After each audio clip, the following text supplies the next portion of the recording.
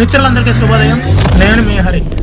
మరలా రీవెరిఫికేషన్ ఎందు గురించి అంటే డిఎస్సి 2025లో బోగస్ల నివారణకు చర్యలు అయితే చేపడుతున్నారు. అందు గురించనే మళ్ళీ వెరిఫికేషన్ అయితే చేస్తున్నారండి.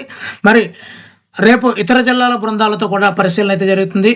మరి చాలామంది మిత్రులు కామెంట్ చేస్తున్నారు సెలక్షన్ లిస్ట్ ఎప్పుడు సార్ అని. మరి దానికి ఈ మళ్ళీ వెరిఫికేషన్తో చాలా లింకప్ ఉందండి, చివరి వరకు చూడండి. ఇంకా కొంతమందికి మిత్రులు కామెంట్ చేస్తున్నారు ఇంకా కాల్ లెటర్లు ఎవరికైనా వస్తున్నాయని అంటే ఎస్ వస్తున్నాయండి. నిన్నటి రోజున 3 కాల్ లెటర్లు అయితే రావడం జరిగింది 3 అభ్యర్థులకు. అదేవిధంగా ఇంకా అనంతపురం జిల్లా నుంచి 30 కాల్ లెటర్లు ఇంకా రావాల్సి ఉందండి. మరి వీటి తర్వాత సెలక్షన్ లిస్ట్ అయితే ఉంటుంది. పూర్తిగా చివరి వరకు చూడండి, మీకు ఎంతో యూస్ఫుల్గా ఉంటుంది. మా టాపిక్లకు వెళ్ళిపోదామండి. మరి అనంతపురం జిల్లాలో మరలా వెరిఫికేషన్ అయితే చేస్తున్నారండి. ఎందు గురించి అన్నది ఇప్పుడు పూర్తిగా చూద్దాం. డిఎస్సి 2025 సంబంధించి అభ్యర్థుల సర్టిఫికెట్ను రీవెరిఫికేషన్ చేయనున్నట్లు సమాచారం. గత నెల 28, 29 కమిటీ బృందాలు మొత్తం అనంతపురం జిల్లాలో 770 మంది సెలెక్టెడ్ అభ్యర్థుల సర్టిఫికెట్లను పరిశీలించారు. మరి వాటి మీద ఆరోపణలు వస్తుండటంతో వాటిని మళ్ళీ పరిశీలించాలని రాష్ట్ర అధికారులు ఆదేశించడం జరిగిందండి. దీంతో ఆ యొక్క అనంతపురం జిల్లా డిఏఓ అయినటువంటి ప్రసాద్ బాబు పర్యవేక్షణలో ఈ నెల 4వ తేదీన రీవెరిఫికేషన్ కూడా చేయడం జరిగింది. అప్పుడు కూడా రాష్ట్రంలోని వివిధ జిల్లాల నుంచి అనేక రిమార్కులు అయితే వచ్చాయి. అలాగే ఈ అనంతపురం జిల్లా నుంచి కూడా 6 అభ్యర్థుల ఎంపిక సమాచారాలపై రిమార్క్స్ అయితే వచ్చాయండి. మరి వీటి మీద రాష్ట్ర కమిషనర్ కూడా ఆగ్రహం వ్యక్తం చేస్తూ కొన్ని జిల్లాల డిఏఓలకు షాకాజులు, షార్జ్ మెమోలు ఇస్తున్నట్లు సమాచారం అయితే వచ్చిందండి.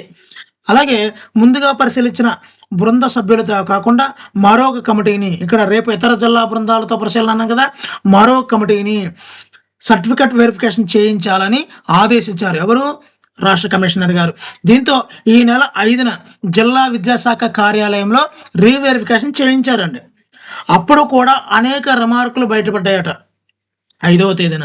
మరి అనంతపురం జిల్లాలో కూడా మరో 5 అభ్యర్థుల సమాచారంలో రిమార్కులు బయటపడ్డాయని విద్యాశాఖ యంత్రాంగం తెలియజేసింది.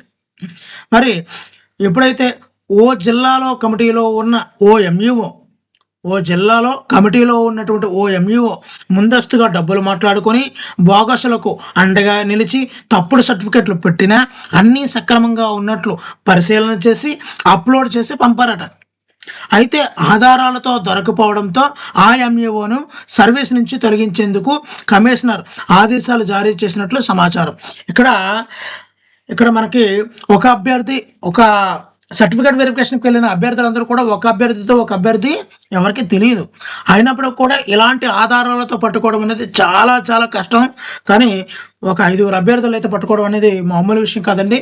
మరి ఆ ఎంఈఓలు కూడా కుమ్మక్కయ్యి ఇలా చేయడం అనేది నమ్మశక్యంగా లేదు.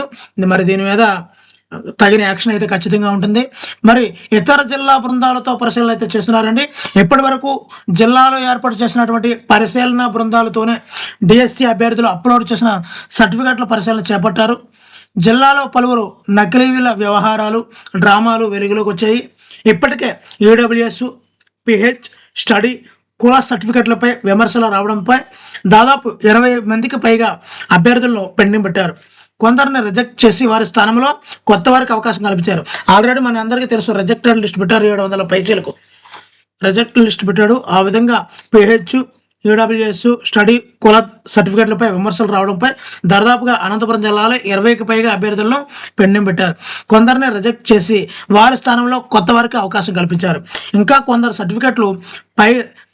సర్టిఫికెట్లపై రెవెన్యూ, ఇతర శాఖల నుంచి కూడా స్పష్టత రావాల్సి ఉంది. ఈ నేపథ్యంలో ఇతర జిల్లా బృందాలతో అభ్యర్థుల సర్టిఫికెట్ను రీవెరిఫికేషన్ చేయిస్తున్నట్లు సమాచారం.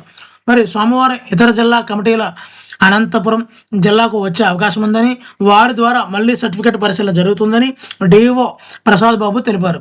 దీంతో అభ్యర్థుల కన్నా విద్యాశాఖ అధికారులు, సిబ్బంది ఎక్కువగా టెన్షన్ పడుతున్నారు. ఇదండి విషయాలు. ఇంకా ఎవరికి కాల్ లెటర్లు వచ్చాయనేది ఇప్పుడు చూద్దామండి. మరి ర్యాంకులు సాధించినటువంటి మరో 3 అభ్యర్థులు అనంతపురం జిల్లాలో శనివారం సాయంత్రం కాల్ లెటర్లు అయితే అందాయండి. మరి 3వ విడత సర్టిఫికెట్ల పరిశీలన ఆదివారం నిర్వహిస్తున్నట్లు, అంటే ఈరోజే డిఈఓ ప్రసాద్ బాబు తెలిపారు. ఆ 3కి కూడా డిఈఓ కార్యాలయంలో ధ్రువపత్రాలు పరిశీలిస్తున్నట్లు ఆయన తెలియజేశారు. మరో 807 మందిలో ఎక్కడ అనంతపురం జిల్లాలో మరో 34 మందికి కాల్ లెటర్ అందాల్సి ఉంది.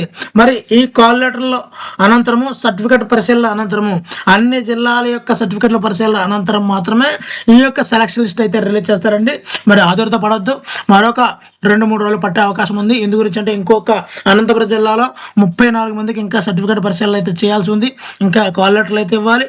కాల్ లెటర్లు ఇచ్చిన అనంతరం వాళ్ళకి సర్టిఫికెట్ వెరిఫికేషన్ అయితే పూర్తి చేస్తారు. అన్ని జిల్లాల వెరిఫికేషన్ కంప్లీట్ అయిన తర్వాత రాష్ట్రం మొత్తంగా ఒకేసారి వివిధ జిల్లా కేడర్లకు అందరికీ కూడా సెలక్షన్ లిస్ట్ అయితే రిలీజ్ చేస్తారండి. ఇదండి విషయం. వీడియో నచ్చితే తప్పనిసరిగా లైక్ చేయండి. ఇలాంటి మరిన్ని వీడియోల కోసం ఛానల్ సబ్స్క్రైబ్ చేసుకోండి. Thank you for watching.